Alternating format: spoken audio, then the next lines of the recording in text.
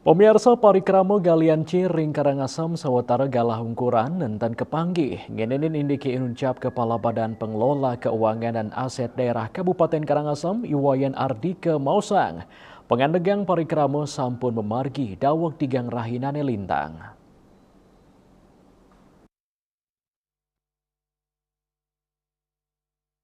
Melarapan penutupan galian C puniki Kepala Badan Pengelola Keuangan dan Aset Daerah Kabupaten Karangasem Iwayan Ardike Mausang, target pendapatan asli daerah PAD Kabupaten Karangasem saking sektor pajak mineral batuan bukan logam MBLB warsani mangkin sida nenten kepanggih.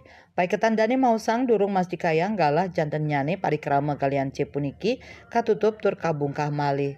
Ardike ngawadarang yening penutupan parikrama galian C puniki memargi antugala saniswe mejanten mawasana ring PAD.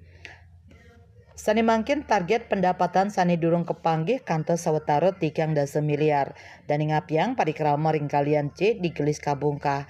Dan ngawadarang katanyane arahina wilangan truk pengangkut kalian C ring Kabupaten Karangasem kantos siut lo ngatak unit.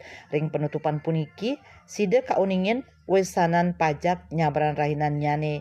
Kantos kata puniki kata dunang Kapolres Karangasem AKBP Inengah Sadiarte durung side kakonfirmasi indik penutupan inucap.